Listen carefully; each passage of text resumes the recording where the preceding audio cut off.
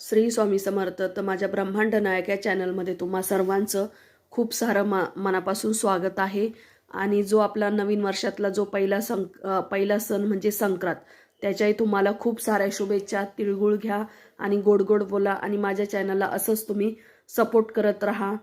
तर आता संक्रांतच्या दुसऱ्या दिवशी जो सण येत असतो तो म्हणजे किंक्रांत.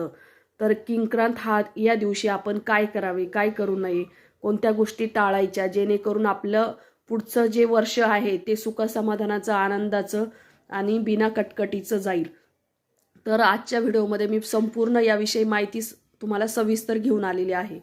तर हा दिवस आपण अशुभ मानला जातो, कारण या दिवशी कोणत्याही गोष्टी आपण करायच्या नसतात. हा दिवस 16/1/2024 मंगळवार या दिवशी आहे आणि पौष शुक्ल 6 या दिवशी आपण किंक्रांत असं म्हणतो. तर हा दिवस आपण करी मानला जातो आणि या दिवशी आपण चांगले कोणतेही काम करायचे नाही आणि या दिवशी कोणत्याही प्रकारच्या चांगल्या कामाला सुरुवात करायची नाही, कारण जे केलेलं काम असतं ते आपल्याला अशुभ ठरलं जातं. यात कोणत्याही गोष्टी चांगल्या होत नाही. तर असं म्हणतात की संक्रांती देवीकडून मकर संक्रांतीच्या बरोबर दुसऱ्याच दिवशी किंकासूर नावाच्या राक्षसाचा वध केला. देवीने या असुराच्या तावडीतून प्रजेला मुक्त केलं, म्हणूनच हा दिवस किंक्रांत नावाने ओळखला जातो. तर हा दिवस अशुभ असला परंतु हा दिवस अशुभ असला तरी पण बऱ्याच ठिकाणी महिला वर्ग या दिवशी हळदी कुंकू करण्याचं ठरवत असतात, कारण हा हळदी कुंकू करण्यासाठी हा दिवस शुभ मानला जातो. त्यामुळे या दिवशी आवश्यक आवर्जून बायका या दिवशी हळदी कुंकू करत असतात. तर या दिवशी आपण कोणत्या गोष्टी प्रकर्षाने टाळल्या पाहिजे तर त्या आज मी सांगत आहे. तर हा दिवस शुभ कार्यासाठी सहसा निवडू नये, कारण या दिवशी असणाऱ्या शुभ कार्यासाठी जर आपण प्रयत्न केला किंवा शुभ कार्य ठरवलं, आपल्या घरातील जे काही नवीन वस्तूची पूजा असेल किंवा नवीन वस्तू घेणार असेल किंवा आपल्या घरात एखादं काही धार्मिक कार्य असेल किंवा पूजा वगैरे असेल, तर ते कोणत्याही प्रकारचं या दिवशी आपण उद्घाटन करायचं नाही किंवा त्याचं शुभारंभ करायचं नाही, कारण हा दिवस हा अशुभ मानला जातो. त्यामुळे येणारं जे काम आहे, जे येणारं जे कार्य आहे त्यामध्ये अनेक प्रकारचे अडथळे येत असतात. त्यामुळे हा दिवस आपण प्रकर्षाने टाळायचा आहे या दिवशी. नंतर भोगीच्या दिवसाची गावाकडे बऱ्याच ठिकाणी खेड्यागावांमध्ये अशी प्रथा आहे की भोगीच्या दिवशी आपण जी भाकरी करतो ती म्हणजे बाजरीची भाकरी आणि त्यावरती तीळ लावतो, ती भाकरी जपून ठेवतात आणि ती किंक्रांतीच्या दिवशी शिळी भाकरी खातात, कारण यामुळे आपल्याला खूप चांगल्या लाभकारी गोष्टी ठरतात आणि लक्ष्मीची कृपा आपल्यावरती राहत असती. त्यामुळे गावाकडे अशा प्रकारे या दिवशी शिळी भाकरी खातात. नंतर खेड्यामध्ये या दिवशी स्त्रिया शक्यतो शेणात हात घालत नाही.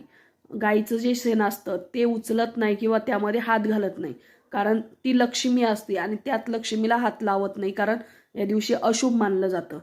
नंतर घरामध्ये आपल्याला जे घर आपण स्वच्छ करत असतो, तर ते घर स्वच्छ करण्याच्या आधी घरातील जी स्त्रिया असतात त्या स्त्रियांनी स्वतःचे केस वगैरे आधी विंचरून घ्यायचे आणि नंतरच घरामध्ये व्यवस्थित केर कचरा काढायचा किंवा घरातील कामं करायची, कारण मोकळे केस सोडून या दिवशी आपण घरामध्ये म्हणजे घरातल्या वस्तू ज्या आहेत त्या आवरायच्या नसतात, कारण या दिवशी अशुभ शक्ती ही प्रवेश करत असते. त्यामुळे घरातील आपण कामे करताना स्वच्छ आपण स्वतः आवरूनच मगच घरातली कामे करायची.